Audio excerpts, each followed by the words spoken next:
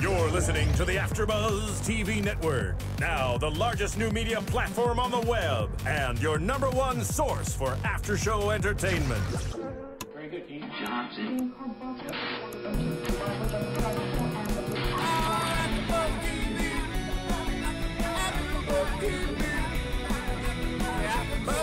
The AFTERBUZZ Studios in Los Angeles, California, presented by Maria Menounos and Bing.com, and streaming live thanks to Akamai Technologies. This is AFTERBUZZ TV's The Americans After Show. We'll break down tonight's episode and get you all the latest news and gossip. And now, another post-game wrap-up show for your favorite TV show. It's AFTERBUZZ TV's The Americans After Show. Hi. Wait, I was just waiting for some. Oh, there it is. It comes inside. It sneaks up on you like a really spy. Slow. Yes.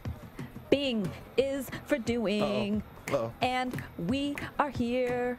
What? Doing another after show for the Americans. The Americans. Woo! I knew you were going to back me up on that, Jen. Oh yeah, I'm a backup dancer for sure. We are here for you at AFTERBUZZ TV. This is The Americans, episode 5, called COMINT, season 1.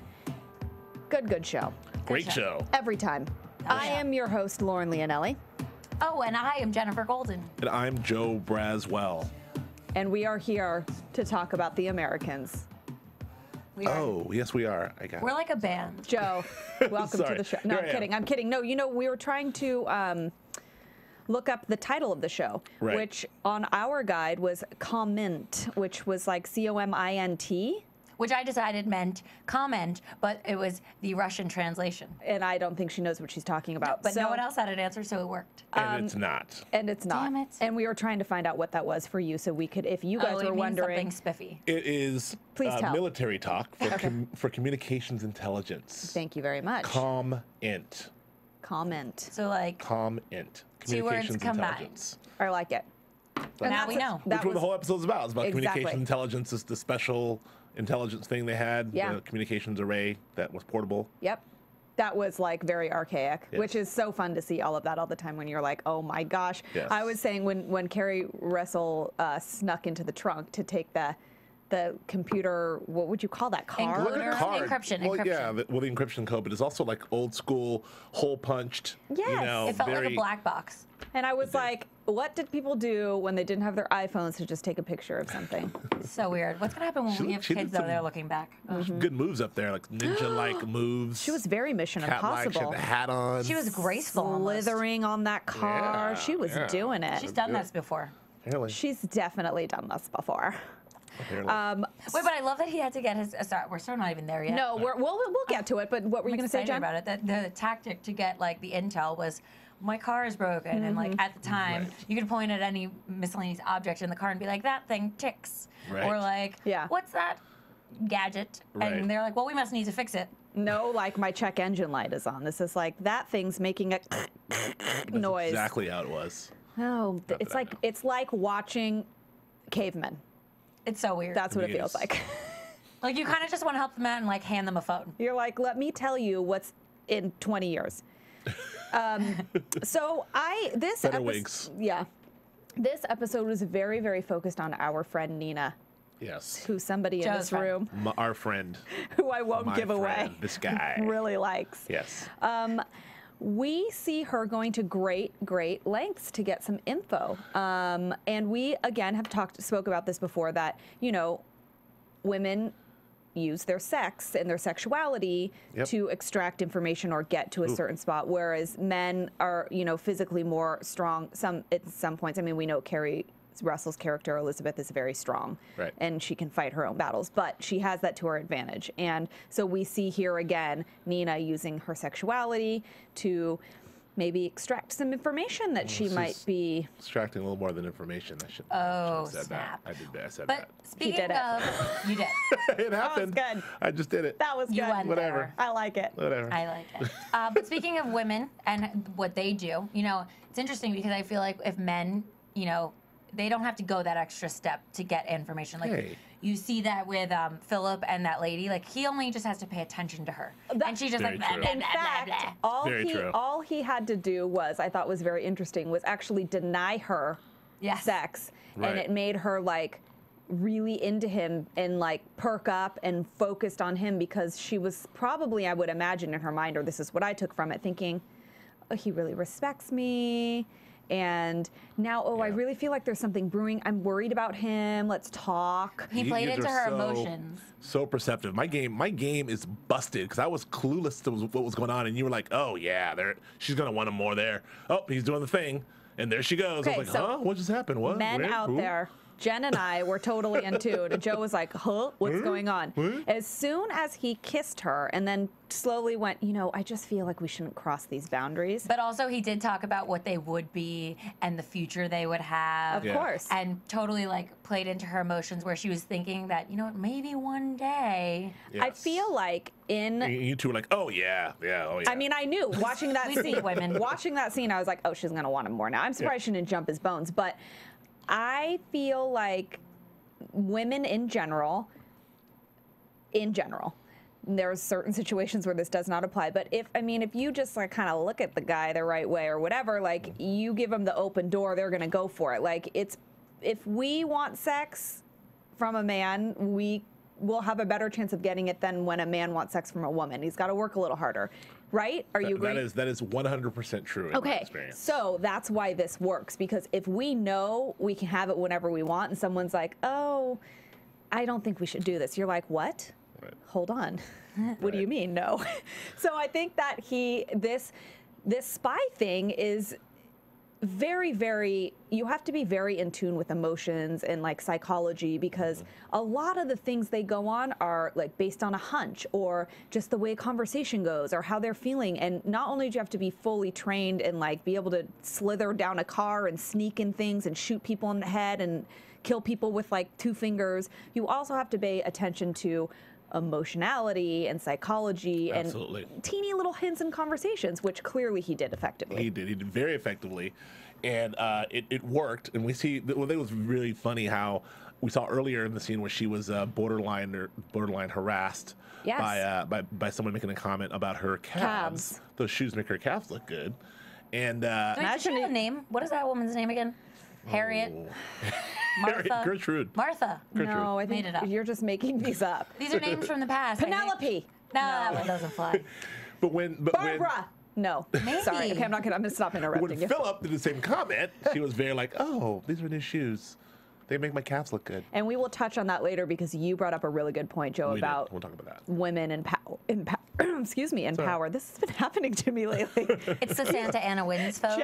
Jen They're getting keeps telling me it's the Santa Ana winds that are making my throat dry. So please, if They you cause hear me, everything. If you hear me choking, that it's the Santa Anas. It's all about Santa. So Nina, back to Nina. What do you guys think about her tactic of just going straight for the blowjob? Right. I mean, it's never a bad decision, I don't think, if you're trying to get what you want. But do you think that it was like an obvious, if Vasily's going to go and play it back in his mind, like and someone's a mole and they're trying to figure it out, do you think it's like, bam, like that was too far for her to go, too obvious?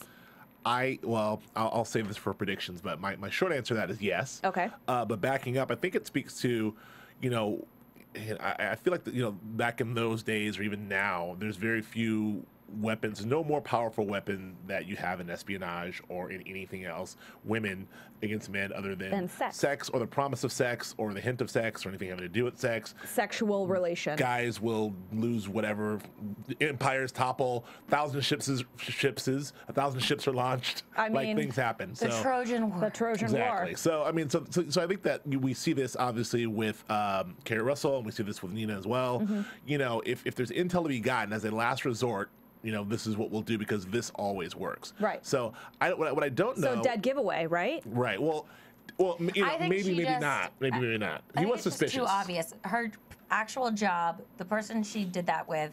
Right. And then the time frame for which the information came out, Yeah. I just think it's like she really put a target on her Well, and head. he said, too. "Why now?" Was his first question. Why now? Oh, It's we're like, we're lonely. both lonely. We're lonely. And you're attractive, and I'm no. Yeah, None I was of it gonna makes say, sense. You're old. You're old, and I old. can't get anyone else. Old, wrinkly, and We're lonely. overweight. You're clearly the most attractive person here. And I'm beautiful and young. So why not? So why not? This doesn't It's seem not weird at suspicious all. at all. And meanwhile, there's a much younger version of him on his team. That other Right. dude, Yeah. So Right. Oh, Nina. But it didn't stop him at all. He even if he was super suspicious, even Obviously if he thought, you know, he's like, well, we'll kill her later or whatever he's gonna do. I mean, it's a blowjob. He's gonna take it. You know. Well, we weren't sure if she was having the sex, as Jen likes to call it, or if it was a blowjob. But I think that the washing out of the mouth with the tea was a telltale sign and that then it was a blowjob. confirmed later. And then confirmed Right. later when we that. saw little feet. Well, but actually, when she talked to, when she very graphically described what she did to Oh, yeah. Agent Stan. This is FX, folks. You can say the word cock on that show. Yes. And they did. And apparently this one too. I'm just repeating what they said, okay? It's gonna get worse. These shows are very. Did nobody watch Nip Tuck when it was on this network? I did. I Because watched it. that got cray. I mean, Yeah. Also, the league gets pretty cray. and that's what we like FX. That's why I like FX. Me like too. FX too. I knew Because it. you can just go for it. And my She went for prediction it. last week with Nina and Stan was that he has a little thing for her. And when she told him that she gave him a blowjob in her own choice words, which were very graphic, he looked heartbroken. Yeah. Oh yeah. Hey, he was like looked- quivering. Well, before that, I mean, can we talk about just that? You know, Stan definitely tipped his hand there at the initial meet when he's talking to Yeah. her and sort of comforting her and telling her about, like, sometimes we have to do this and think of me as the wall, you know, and then they bang on the other side of the wall, and sometimes the wall is blah blah blah. Then he broke out the Russians. Like he's going. You should try in. that. You should try that. What you should do next time you're trying to get in a girl's pants is speak Russian to her and then kiss her and then tell her we can't have sex. And then You're in. Okay, I'll Done. write that down somewhere. And then the wall analogy. But so I think so. The question I have for you ladies just about that, because you very rightly predicted that Stan is is falling for her, and so. When he told her what she had to do, her interpretation of that was, okay, well, I gotta go and blow this guy. But I didn't get that. So when she came back and he's like, well, I did what you told me to do. Was that, I mean, I got lost there. I didn't know if that was her doing a thing. Like how we went from here to 180. Yeah, like how could you do this to me? Well, I did, you got me. This is what you want me to do, right? And I don't know what happened there. I don't remember feeling that he gave her the impression that she needed to like start offering her body and sex and anything like that, unless I watched a show back and he says something, that could be taken necessary. either way, like do whatever you need to do. Right. I don't. It's open for interpretation. But basically. I feel like we are very, we pick up, I mean, you're going to burn down the studio. Now you just spilled water everywhere. It's fine. Joe just spilled water. It's no big deal. Just going to point it out. It's all right. No, but I feel like we pick up on those subtleties. I mean, especially even choices that the actors are making with like the way they look in their eyes, anything like that. I think Phillip does that a lot. We see that here with Stan. And I feel like I would have picked up on that. Right. But maybe we missed it. I don't know. Right. Also, knowing the two characters, I don't think Stan, who seems to be very respectful, would say something like that to her. Right. And especially knowing his feelings, well, us, viewers, we know how he feels. It just seems a little naive on Stan's part. He's like, do whatever it takes by any means necessary. When she came back, she's like, well, not that. Anything but he that. Probably meant steal information or like eavesdrop. I mean, I could see how she would interpret it that way, but it was interesting and very telling to watch him react to finding that out. Well, he completely really upset. Tipped his hand, dropped his pants there. He was very upset, visibly upset.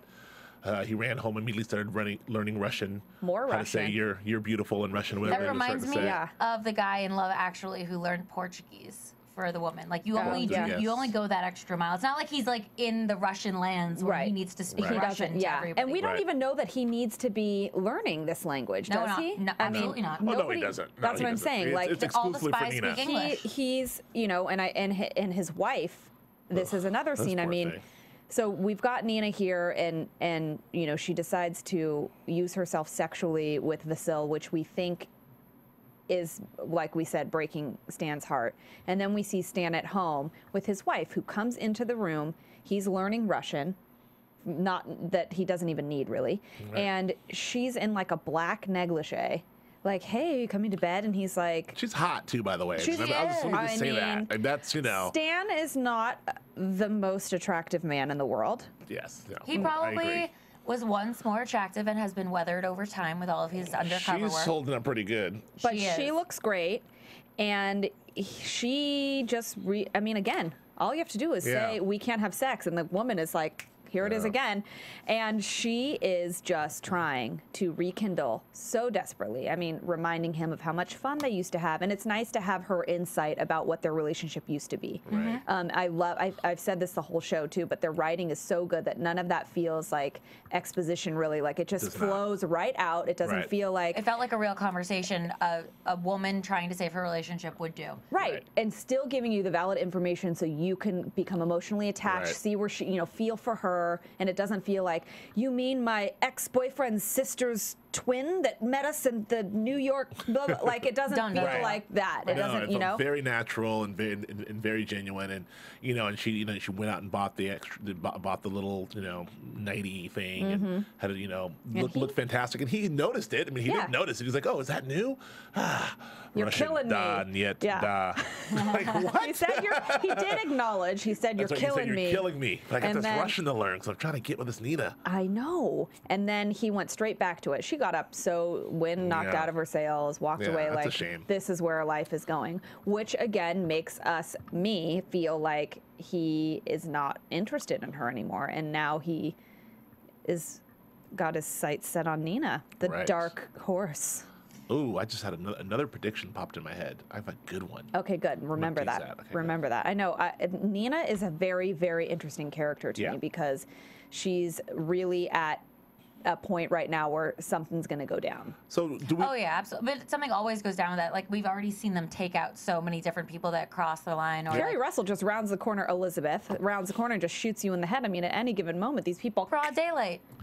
Here's the thing that I haven't really thought about until tonight's episode is that clearly Nina is in danger, close to being in danger, because the cat's out of the bag. We know tonight's episode exposed that both the FBI, but the KGB knows that there's a mole. So they have a mole. So now they know very specifically there's a mole. They did actionable intelligence. FBI countered it. They know someone's in the building talking. So Wait, but it's only a matter of time. Yes.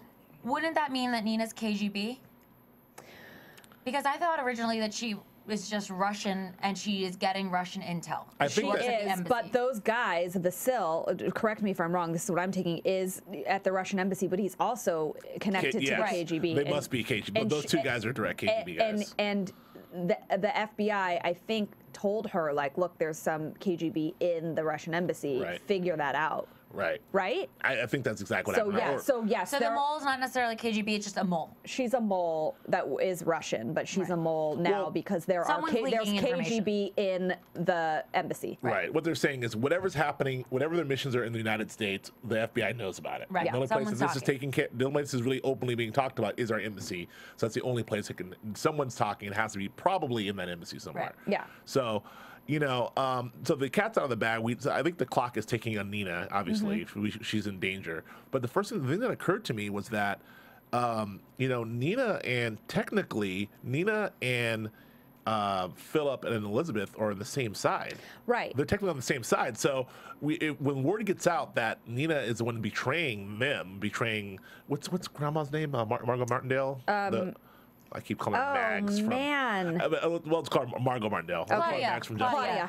Thank you. So I feel like when Claudia finds out, the one that's going to have to take them out will be Phillip or Elizabeth. I know. To take out Nina. It never occurred to me that they would cross paths in that way. They seem so separate up until now. Well, yeah, their storylines did cross, and we can talk elaborate more about Elizabeth and Phillip and what's going on with them. Sure. But yes, they did cross, and they do know there's a mole, and Claudia told her that, and I feel like she only really tells Elizabeth this information, and Elizabeth is always the one to take someone down. I think that she plays to her senses too of empowering her and going woman to woman, and again we will touch on that. Right. And they do know a little bit about Phillip wanting to defect or kind of becoming weaker and questioning. So I think that that's her way to empower her. I like that those two storylines are crossing over too, because they're all interconnected. They're all going to cross over. And it's interesting because we compare the show to Homeland a lot, but just like Homeland, you don't always know more than the characters. Like, you're kind of in the dark too.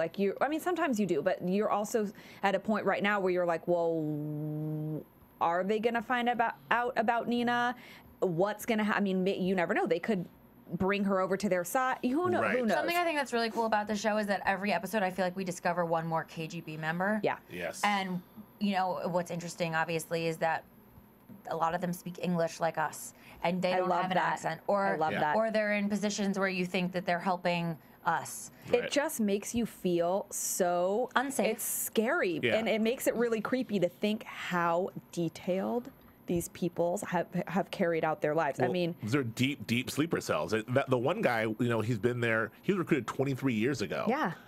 One that has the jitters. Yeah, Mr. Jitters, we'll call him, was recruited 23 years ago when he visited on a student visa. So he's been deep in the cover. And what's funny is the FBI and the KGB are always on to the same people. Like in this episode, they're both eyes on Nina, not on Nina yet, but they're both headed towards her. They both know at the same time there's a mole. With the Jitters guy, Kerry Russell's talking to him before the FBI even knows who he is. I think it's interesting to see how on top of it they are. They're both they're working. It isn't. I like the fact that it plays them. Maybe we'll get in this later when we talk about both sides. But I like the fact how it plays them as really as equals. Like this is a chessboard. Yeah. There's no. We don't see a bumbling FBI like we do somewhat in the following and the other show I do. Yeah. Where the FBI is just effing up every 5 seconds, or the KGB's screwing up. It's really like these are capable agencies. They're right there with each other the whole way. It is interesting. That's a great analogy. I like it's like that. a game of chess because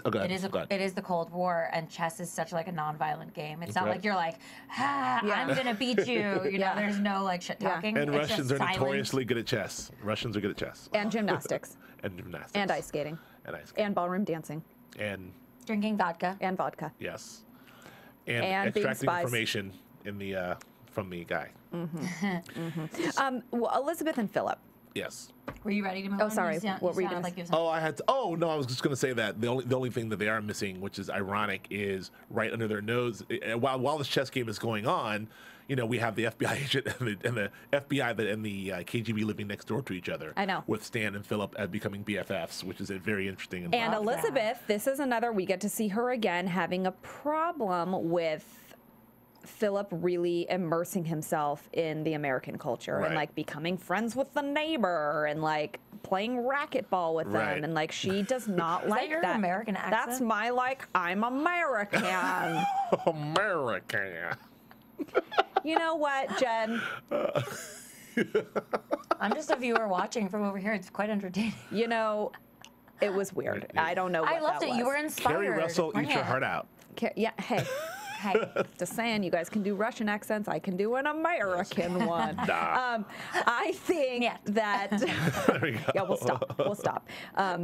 Philip and Elizabeth. First of all, let's just say she is getting very comfortable with him. I mean, from the first episode, she was like, "Don't touch me. I am a Russian robot." Queen. Yes. And now she's like laughing in the bed with her underwear, and she's like rolling over and kissing him like they're married. They spoon. Yeah. And he is just like letting it happen. He's like, this is great. He loves it. I have a question though. Now she's starting to, be affectionate with him, and what it seems to be like she's falling in love with him, as she said in the last episode that that never happened for us, but I think it is now. Mm-hmm. Do you guys think that this is going to weaken the storyline at all? I don't. I know that there's been a comment or so that you said that someone made a comment. Yeah, Salon.com actually did an article about it, about how it might be becoming a little bit too much like how Homeland, it compared it to Homeland in a newsroom in the sense that like something else took over from the great storyline. Like with Homeland, for instance, they compared it to the love storyline between Brody and Carrie, and that took over versus all of the like governmental stuff and the terrorism stuff. And then they also said, in addition to that, comparing it to Newsroom, that people kind of like attack Sorkin for making our news the biggest and most important thing that ever existed. But in one of these episodes, when they showed the media after Reagan was shot, the media get things wrong sometimes just to make a story. Yeah. And that actually shows how sometimes our news just isn't that big of a deal. Like a story can happen and then playing it passes. something over and over and over again. Right, and we can get stuff wrong. So is our news that important, or did we make it important, or you know, what's even true, and then it blows over and we move on to the next thing. So they're saying how in the newsroom Sorkin makes everything so heightened and kind of crazy, and then in this it sort of just blew it right over. Like no one even addressed, except the daughter was like, the media, they keep repeating the same thing. Go ahead, Joe. Well, no, I was going to say, to me, it does not affect the show at all. I think the show is outstanding. I think with anything, with storytelling in general, it's always about execution, right? So it's about execution. So if you have a story, this is a spy thriller. It's also a relationship drama. We talked about this before. I think so you need it. If it can easily fail as a spy thriller. It could be cheesy. It could be horrible. It could be bad, but it's not. It's excellent. It could easily fail as a relationship drama. It could be like bad acting and bad exchanges, but every single exchange they have is genuine and real. They had another one today, like like 3 for 3 or 4 for 4. They have these scenes together, which are like, oh. We have talked about this, the side of the show that's very like in Mission Impossible spy, and then the side that's very like emotional and one-on-one still acting scenes, like this one that they just had again, where they were. Phillip discovered that she had all of those. Lash wounds on her back from that sexual encounter with that man. If you can call it that. Who was that man, by the way? I still don't know. He worked for the company that makes the encryption thing. Yeah. Oh, okay. And that was again her way of getting intel. You know, going in and trying to get close to this guy. Sex. Her number must be really high. Offering the sex. Oh yeah. Right. No wonder she doesn't want to have sex with Phillip. Now she does. And that's what we're getting into. He is, and we've seen this from the beginning, he is so protective of her. From the very first episode when she was Coldy McColderson, didn't want him anywhere near her. As soon as he found out that that guy had, Timoshev, had raped her during their training, he was like, dead. And that's his Achilles heel. 100%. And I think that she is... Back to what we were saying, I don't think that their relationship and the evolution of their relationship turning into anything is going to make the story weaker. I don't think that it's going to happen. There's going to be some hiccups along the way. Right. I think that like they fight like over this things. right now. She was ready to be like, F you, this is our job. You're not my daddy. What the hell are you doing? And all he could say was, I'm your husband. I'm your husband. Right. All he wanted to do was talk about the emotionality of it. And all she wanted to do was say, like, it's my job. Get over it. This is what happened. Right. So the line's blurred for sure. And even though she is kind of going, you know, it seems to be opening up to him a little bit sexually and even emotionally, she's still on that side of the fence, and so is he. And I don't think this is going to weaken the story, but I do like watching them kind of open up to each other, and I think it keeps... I don't think that without this that the viewers can be emotionally attached to them at all. I don't think you would care if you didn't see this. This adds a layer of humanity, and it also shows how hard it is to be a spy. First of all, they put them together. Yeah. You can't say be together and don't feel you're human beings. Right. So I think that shows that side of them. And it is an interesting dynamic to see how important being a spy is to them and their country and their relationship and their family. And I think if we didn't have that dynamic, we wouldn't care. Because the Cold War came and went. 100%. Otherwise, we'd watch the History Channel and call it a day. Right. I completely agree. And I agree. I'll take it one step further. I not only do not think it's hurting the show, I want to see more of it. I know, me too. Every time I see them, I'm as intrigued with that as I am with the spy shit. You know, so I want to see equally spy stuff. Right, where they're going. It's not like their character changes. They don't turn into mush. No. They're not completely the opposite of what we like about them. Yeah, this isn't some flowery romance where they're, it's not. They're batting eyelashes. They're not going on dates. Exchanging glances. Yeah. No, she's still totally her eyes on the prize. He is still, you know, he has a very valid point in all of this, and even in the last episode when he was like, don't overreact, and he stopped that whole thing. I mean, he's very effective as well. It's just on a different level. As a spy, he's very effective. Well, but I think for sure we want to see more of them. I do too. I do want them to not just be like, and now we're in love with each other. I want them to draw that out. Well, you're seeing that. You're seeing that it's complicated. So obviously we see at the very beginning she was Coldy McColderson, Ice Queen, all those things. Ice Russian robot, I think you called her.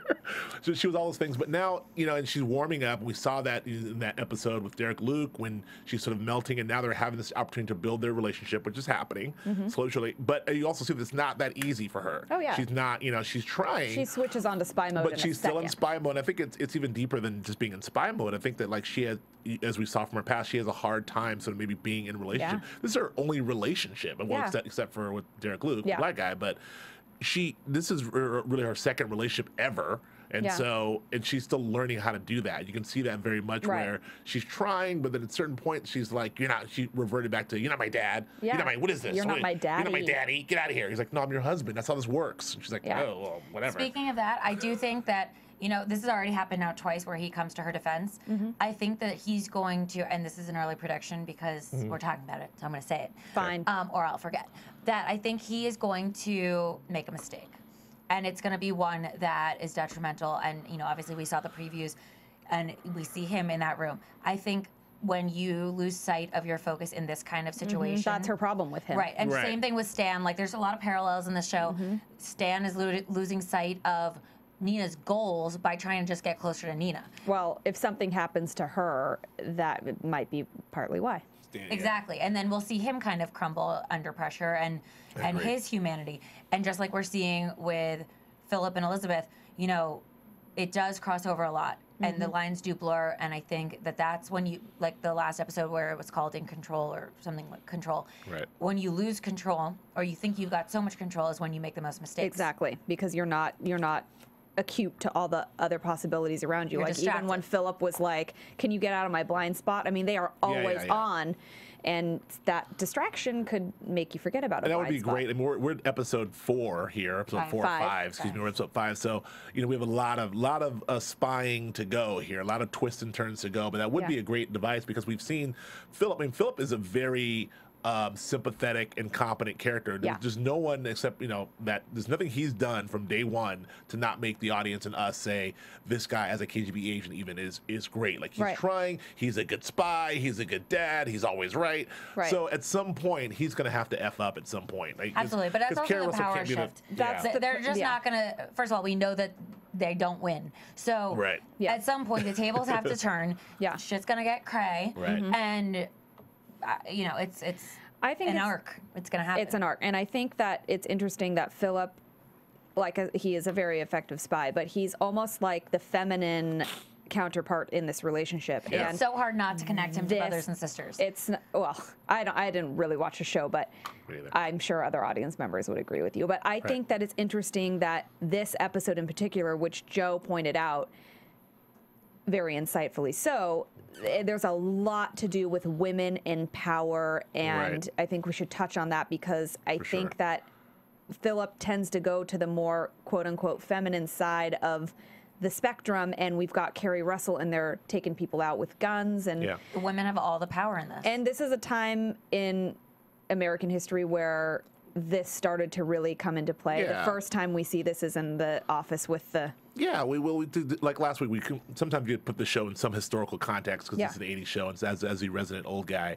I will try to put it in some historical context, though. But, you know, so, you know, we see Mad Men, a show like Mad Men, where you have a workplace trauma where women are completely beyond marginalized and treated completely like crap, and we know how that was. Right. You know, in the 70s and beyond, we start to see women in the workplace sort of getting more and more rights or fighting for their rights. But in the 80s, when you start to see actual legislation and sexual harassment, discrimination, things take place. She put her foot down. She's like, "That's harassment." Right, and we're in Washington D.C. You know, the birthplace of a lot of this legislation. Yeah, so that was a very interesting scene to see. Well, you know, her be quote unquote harassed, her to call, you know, be empowered and be like, "Look, you can't do that anymore. Like, I'm a woman." And he made a comment about her calves. It's not like he was like, "Hey, nice tits." Right. He was like, "Those shoes make your calves look great." And she was like, "If someone said that to me, I'd be like, really? Thanks. I'm wearing these every day." Right. Or you'd be like, "Oh my God, do you want to wear my shoes? Is that what you're trying to tell me?" Oh yeah. And 81 is a little bit of like, you can't do that anymore. But I love the way, you know, the politics of the way the FBI's chief was sort of like, you know, like, yeah, you can't do that. And they look at like, women, whatever. You know, which is kind of, so it just shows that we've come a long way. We're not quite in the Mad Men days, but we still have the good old boy network there. Of course, but it's also showing that we're coming about an era where this stuff is not okay anymore. Right. And this episode touched on that there. It touched on it with, I think, you know, Claudia. How Claudia replaced a man. Claudia replaced a man, and Claudia always goes to Elizabeth to get all the work done, and Claudia is so like masculine, straight face, like unemotional. I'm sorry, I think there might be a man under her. I'm attributing all those things to men, but I'm saying what you would typically think. I feel like she's in disguise as a woman, but it's really a man and under she's there. in charge of. She is in charge of everybody there. This is not a man. This is a woman who is older, and she literally just comes in and just straight-faced like gives orders, and people are like, yes, yes, yes, master. Well, I think the subtext of this whole episode, the point, the subtext of this whole episode is it seems to be about women in power, that we talked about, and so we're seeing it. So we had that shift there. Claudia mentioned it to Carrie Russell. Outright their relationship is basically, the subtext of the relationship is like, we got this. Right. You and I know how it is being a woman in this position. I got to run these guys all the time. You got to go kill. You're strong like me. Trust me, we can do this. Your husband, I don't know about that guy. Same thing with Nina. Nina took the power from Stan, and Sam's like, look, don't worry, little girl, you can handle this. She's like, okay, well, I'll do it my way. This is how I'm going to get the information. This is what I'm going to do. She did. And you told me to do it this way. So how do you think about that? And so it's take control. The subtext is the women here in a time when they maybe are still repressed, or actually really, as always, still in control. Well, that's what except Claudia for this podcast where I'm clearly in control. All right. But that's what Claudia said exactly. She's like, they're not giving us power. We need to just take it. I'm paraphrasing, obviously, because I'm terrible at lines. But she did say that. She said that verbatim. Yeah. No, I completely agree. I love watching these women like just go for it and take control. I like seeing them in this power position. I mean, you never know how it's going to turn out. Maybe not always so good. We're wondering what's going to happen with Nina. Yep. Who knows? But everybody's emotions are going to play into something, and that when you mix emotions with business, that's when you fail. It seems that these women leave their emotions out of business more than the men. In this situation, in this show. I would agree with that for sure. I agree. Elizabeth, leaving it out. Just shoots people in plain daylight. Claudia. Well, you mentioned that. Well, you did mention that the only person to kill people so far is... Well, Phillip did kill. That's right. But with a gun. Right, but, I mean, she, with a gun. Right. But no, but with a gun specifically, I mean, she just like, and always like point blank range in the Like freaking head. cold. Like just bam, like that. And also back to this power thing, we should mention that horrible sex scene, where... that was another instance of, where she, in that, quite literally, he thought he was in control and taking the power, but she had him the whole time. The whole time. She was working him the entire time. The whole time Elizabeth had him, he was getting violent with her, and she was just acting out the whole time. Oh, yeah, oh, like she liked it. And then once he started to go for it, you saw something switch in her head, like, he's going to get violent, and I need to play the... damsel in distress card to make him stop, and she instantly starts crying, and as soon as she gets up and you see her face towards the camera, she like wiped that look off her face like, yeah, right, dude, I got this. It almost seemed like she was like, all right, I really don't have time for this. I'm gonna just end this now. Right. Can we? I just want to go back back to Elizabeth and Phillip. I talked about they had another one of their classic sort of head-butting scenes, and where they talked about they're trying to figure out their relationship, and it's always this juxtaposition of like, how do we effectively spy and effectively fall in love, and which is to me one of the most fascinating things of the show, which is what the show is all about. Literally, it's about spies and relationships, and they're the personification of that, meeting each other. So we have these confrontations every week, which is fascinating. But then we see a resolution to that where he brings her the coffee and sort of apologizes, and it's like, maybe I was wrong. And the question I have with that is, do you think she responded to that at all? Was she, it seemed like she kind of smiled and melted a little bit, but I don't know.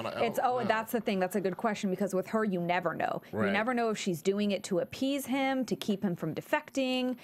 You always question her.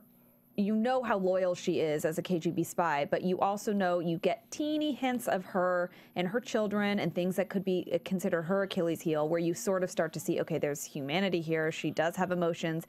I don't know with that, because just like Brody in Homeland, you just don't ever know. And with her, I think that's what makes her so interesting, is you don't know if she's just, I mean, we still don't, yes, she starts to fall in love with him, with Phillip, but I still can't say for sure that that moment in the car in the first episode was her really wanting to sleep with him because she just had this wants to be with him, or because she was trying to keep him. Right, if it was a tactic. It was a tactic, and I feel like I'm still erring on that side, so I don't know. She's not to be trusted, but I would hope that she's doing things with good intentions. I have all of this, would you be shocked if all of this, you found out somehow she had some private conversation with Claudia in the next 2 episodes where she's like, I can't stand him, everything I do and say, I mean, that won't happen because it would be bad for the story, but would you be surprised?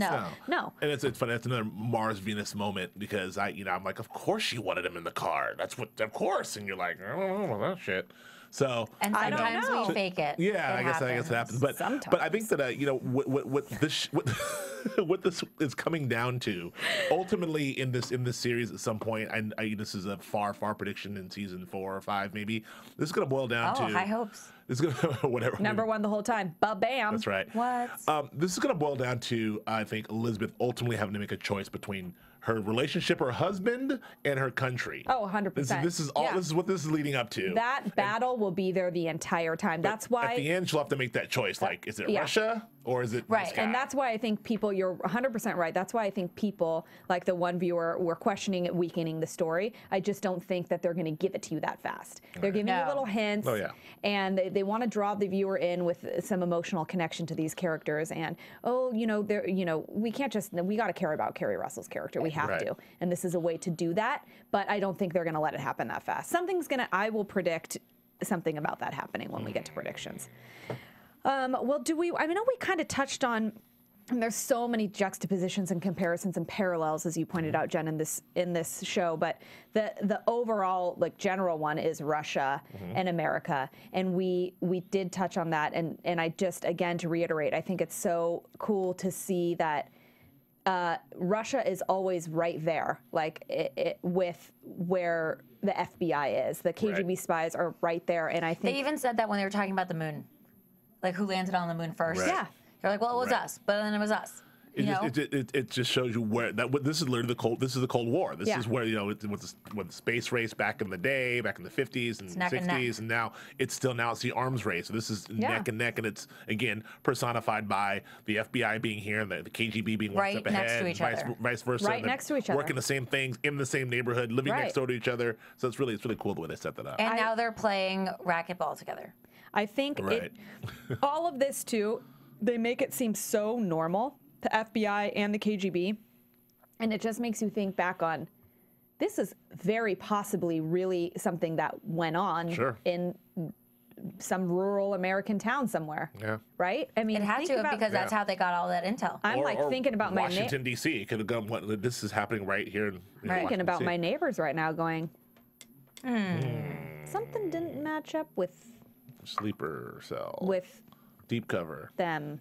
Yeah. So anyway, I mean, I love how they really draw you in with stuff like that, and not knowing and not giving you the answer, and always wondering, is Russia ahead of America? Is Nina, what's going to happen with Nina? Is Elizabeth really into him or not into Phillip? Like, all those things are just what draws you in. And then they've got all the cool, fun stuff like the spy moves and the gunshots and the sex scenes, and they've got it all. And they even said cock. They did. You know what I think's really cool actually about this? Oh boy.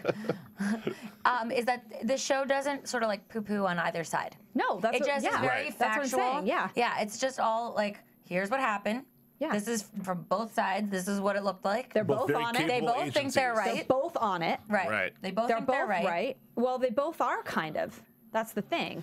It's just a misunderstanding. Had they just said, I'm being completely honest right now, we're not going to bomb you, and then they say, I'm also not going to bomb you. Well, wouldn't that just make everything better? I mean, girls and guys would have less problems if we could just say what we really wanted. That's probably why this is called. Instead, we trick you with sex, and you trick us with taking the sex away, and and then the Cold War happens. See what happens? The Cold War. You want a Cold War to happen? No. Communication's intelligence. Communication. That's right. People. But lastly, we should just touch on this was all sort of culminated in the disposal of Mr. Jitters. That last scene where, again, these chess pieces being moved back and forth, where they both at the same time found out about Mr. Jitters. They got him on the phone talking about something. They knew it was someone. They got the intel from Nina. They got the meat. But then there's a mole. So then they figured out, well, we got to switch this up, and we've got to now, the codes have been changed and been compromised. So, but what's on those codes, by the way? I don't Did I know. miss that completely? well, No. that's our ComNet. What's it called? COMINT. Yeah, sorry. Speaking of that, though, Yes. another thing in the Salon.com article about the Homeland and the whole, newsroom comparisons, it also said, so what? Like, what is happening in all of these episodes? We see their relationship developing. We see someone's revealing something. And then we see at the end there's a little bit of drama. Yep. And then we know that the next week there's going to be more of the same. So they brought up, they're like, and so what? What are they getting at? What's the point of all this? I tell you what they're getting at. Good TV. Yeah. Great acting. Yeah. Hot ladies. Good storytelling. Good storytelling. They're getting Hot at, ladies. They're getting at picking something, which is a brilliant idea, I think. Picking something in, a great, memorable moment in history. Yep. And they're going into the details about what you wonder could have been happening. I mean, it's kind of a weird comparison, but like Titanic, how many people saw that movie? It's like one of the most successful movies of all time. Yep. Everyone knows what's going to happen at the end. We all know what goes down, but to have that insight on the details about what happened during that tragic event, people wanted to see that. And there was glitz and glamour and sex and relationships and all that they threw in there to make it real. And this is kind of something that is very mysterious to people still. The fact that they picked this and went, let's give you some crazy details and make it like feel real and give you some insight. Like, who wouldn't want to see that? I mean, absolutely. We see how they found out what happened and the Cold War went away. Right. So that's interesting. There were shows about a lot less, like Buffy the Vampire Slayer. I mean, come on. I mean, things like that. What is, any Not that that was bad. Friends, one of my favorite TV shows ever, was about nothing. It was about being friends. As was Seinfeld. Where does that even go? So, yeah, in Seinfeld. And so, but I mean, different type of show, but I'm just saying that I think that the idea for the show is brilliant, and clearly the writing and acting is phenomenal. I agree. Well, News? I think we should, I think I'm very, very excited to see what happens with Nina, by the way. So next week we will see, but let's get into news and gossip. Okay, so real quick, obviously we know, and I think a lot of people do, we've had so many YouTube comments saying, yay, our lovely show, The Americans, has been picked up for a second season. So they are doing something right. That's right. Yay, Americans. Yay. Can't wait to see how the story unfolds. And, obviously they shot the first season, probably thinking there will be a second season, or we hope for one. Yeah. So there will be a lot more coming, and it'll be interesting. Yes. It'll be great. A lot of people getting killed and things. Yep. And things. And speaking of our lovely show, and we have, 8 more episodes? I think so. Yeah. 13 episodes. 13, so yeah. They're going to do a mini marathon on Friday night, and it starts at some crazy time, 9 p.m. Friday night. So if you're home and you want to catch up on The Americans, tune into FX. Totally an acceptable thing to do on a Friday night. Do it. And watch all 5 episodes. And you might want to, even if you've seen them, you might want to rewatch them, because I bet you there's stuff you missed too. Absolutely. Yeah. And then rewatch our after shows so that you can see what we talked about and you can write to us and stuff. That's right. Exactly. So that's that. And then a new episode next week. And just to interject for a second on the news and gossip, if you write to us, please go onto iTunes and rate and comment and tell a friend. It keeps the lights on for us here. We love to hear what you have to say. Keep the convo going. 5 stars. Rewatch. You guys are helping us. We got 5 stars. We're #1. We love this. And rewatch this marathon on FX and tune in and keep our combo going. I mean, this show is easily debatable here. All these things we're talking about. So we'd love to hear what you guys have to say. Tons to talk about. And thank you for making us #1. Go to iTunes. We love you guys. Yep. Sorry, Jen, interrupting your news and gossip. Go for it. That was all. Oh, that was all. Look at that. Right. I did that on purpose. I knew. All right. Well, now since we had a million predictions that we had to hold back, let's get into that so we can just lay it on you. Right. And now, your AfterBuzz TV prediction. All right, Joe, I know you had one that you're just dying to let out. Well, we got 2. Okay. And I'll make them brief. The first one I had was which occurred to me during the show, is that my girl Nina, sad for me especially, she's not going to make it. Nina's not going to make it. Agree with you. And especially when I knew it when Stan was giving that poignant speech about choose a name of a person who doesn't have to worry about anything. I'm like, uh-oh, she's not going to make it. Right. So, so we saw the rest of the episode play out, and she's in trouble. So I hope she makes it, but she's not going to make it. Prediction number 1. Prediction number 2 is we're seeing what's happening with Stan's wife, and obviously that she's, being rejected. I think that look for our boy Phillip maybe. You are reading my mind. That's what we're doing. That's how I do it.